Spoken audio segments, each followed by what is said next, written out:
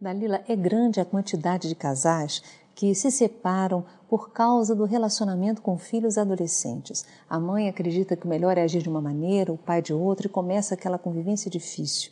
O que fazer nessa fase?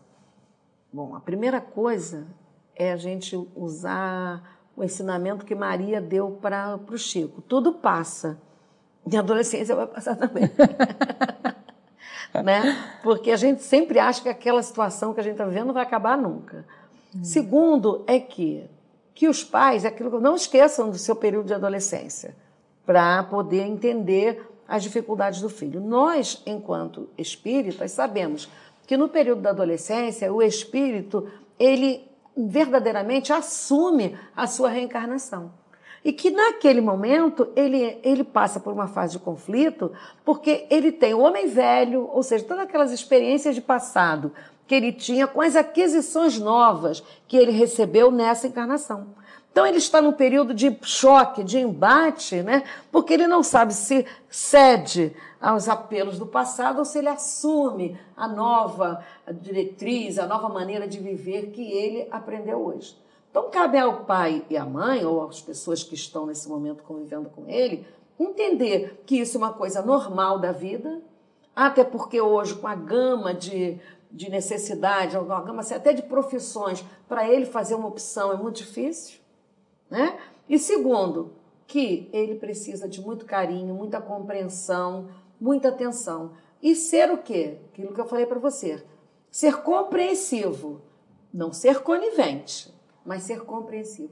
Entender que naquele momento ele está tendo necessidade, que ele sofre muito. Muitas vezes a mãe ou acoberta as coisas ou aceita melhor e o pai quer ser mais rígido. Entender que naquele momento ninguém vai mais mandar nele, que ele agora vai ser dono das suas experiências.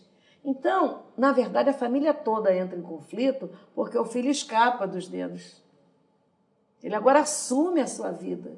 Ele tem suas opiniões. E é duro para a gente aceitar que aquele meu bebê lindo, não sei o quê, agora é dono do seu nariz. Tem até um poeta, que eu não sei o nome dele, que diz que eles são lindos quando nascem.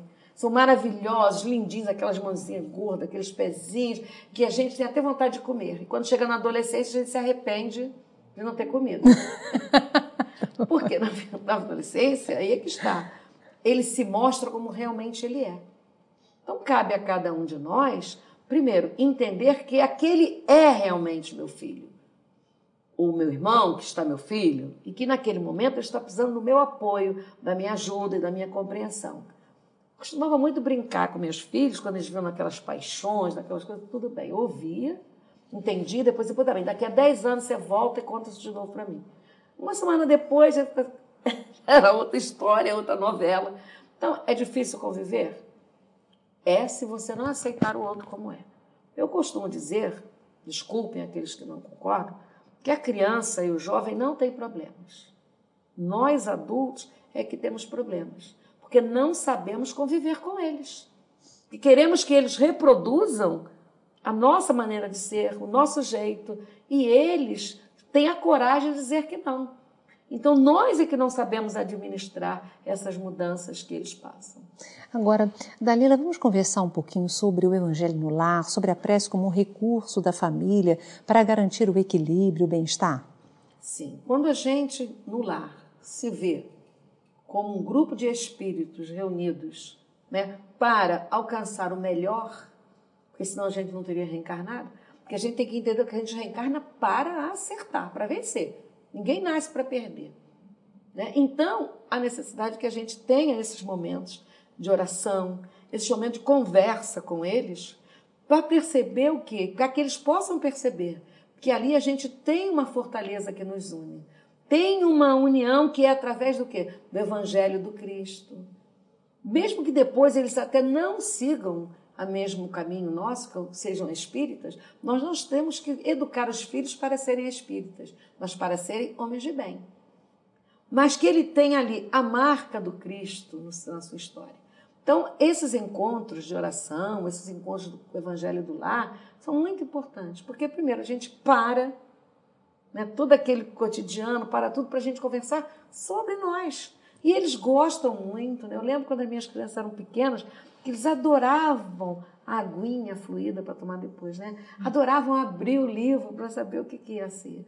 E isso tudo a gente vai percebendo, aquele filho que tem mais dificuldade, aquele que precisa ser mais, que a gente precisa ter mais atenção, aquele que é mais vaidoso, tudo nesse momento. Agora, também, a gente não precisa fazer do encontro do Evangelho do Lar uma reunião espírita, né?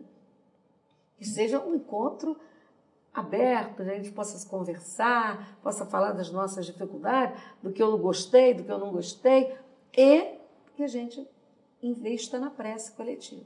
É muito importante. A música também ser utilizada. A música, né? Eles adoravam também. Eu botava sempre a música, eles já sabiam que era a hora do culto. E outra, lá em casa tinha os cultos vapt-vupt. Porque quando tinha o conflito, 6, já viu, né? Quando entrava em conflito, que eu já não sabia o que fazer, eu pegava o livrinho, dava para um, aí vamos lá, vamos abrir. Aí abria. Lê só uma frase que está escrita aí, uma frase. Aí li uma frase. Agora vamos parar para pensar sobre essa frase. Quando ele acabava de pensar sobre a frase, o conflito já tinha passado. E a gente voltava ao dia a dia. Então, ela dizia assim, mãe, vamos fazer o culto, vapt-vupt. Mas é ótimo. Mas, então, cada família tem que saber administrar isso, né, para que esse encontro seja prazeroso. Uma vez eu fui na casa de um amigo meu, se ele estiver ouvindo, ele vai saber, que ele não conseguia fazer o culto no lar na casa dele. Ele tinha 4. E eu fui lá com os meus 6, virou 10 no mesmo culto. Nós éramos de vizinhos de porta, né? Aí atravessei o corredor, fui. Quando cheguei lá, abro o Evangelho, ele começa a ler todo o capítulo, até eu já não estava aguentando mais. Entendeu? Então, a gente tem que ter essa criatividade que você falou, usar a música, né? Usar os livros de história infantis, né? Usar, não fazer uma coisa assim que a criança não sinta vontade, né? Tudo para saber, todo aprendizado, ele tem que ter um sabor, né? E o nosso sabor ficava, as minhas crianças ficavam esperando o final, porque eles queriam saber qual era o gostinho que vinha na água fluida. Muito bom. E nada de fazer aquele culto carapuça também, né? Que aproveita aquela oportunidade para chamar a atenção de todo mundo, pontuar os erros de cada um. É hora muito de ruim, encontro. Né? Tem que ser prazeroso. De encontro, né? Da família. E nesse encontro a gente vai falar com Jesus. E a gente sempre lembra, olha, Jesus disse, onde 2 ou mais estiverem reunidos em meu nome, eu aí estarei. E eu tenho até uma história, que eu não vou contar, que vai demorar, que eu contava para eles. E eles adoravam a história. É aquela que Jesus vinha 3 vezes, batia na porta, e a pessoa vinha criança, vinha velho, né? E no final ele dizia assim, poxa, Jesus, passei o dia inteiro te esperando, já bati 3 vezes a sua porta, e você não me atendeu. Então eu usava essa história, eles adoravam. Mãe, conta de novo essa história, eu contava. Depois eu usei essa história para trazer as crianças na adoção. Quando as crianças iam chegar, eu contava a história. Aí depois, eles ficavam assim, mãe, vai contar a história, mas não vai chegar mais ninguém, não. Quer dizer, você vê, eles faziam a ligação, né? Eles gostavam. Quando os outros chegaram, conta a história, quando que você contou que ele ia chegar. Então, esse ambiente de harmonia, de fraternidade, de reunião, de união da família. Né? E muda, né? O ambiente da casa muda, as crianças ficam mais compreensivas umas com as outras. É incrível como dá certo, um resultado excepcional. Como eles gostam de fazer a prece, né? É uma delícia. E cantar as músicas. Qual é a música que nós vamos cantar hoje? É essa. Quer dizer, essa é a liberdade, né? É muito bom. E criar esse costume, a perseverança também, né? Nesse hábito que é maravilhoso. Dalila, suas palavras finais. Eu quero primeiro agradecer a você pela oportunidade de poder estar aqui, mas eu quero principalmente agradecer a Deus pela oportunidade que nos dá de nos reunirmos aqui nesse planeta em grupos familiares. Porque com certeza nós somos espíritos e não podemos ter aquele amor assim incondicional. Então nós somos colocados em pequenos grupos para que a gente possa aprender a se amar. Então isso assim é uma grande, vamos dizer assim, didática divina, né? Nos reúne em pequenos grupos e é por isso que hoje essas famílias multicoloridas são maravilhosas, porque a gente está aprendendo que nós estamos em uma família, mas que na verdade nós somos todos irmãos, filhos do mesmo pai e herdeiros da mesma herança, que é a perfeição. Muito lindo, Dalila. Muito obrigada pela sua presença.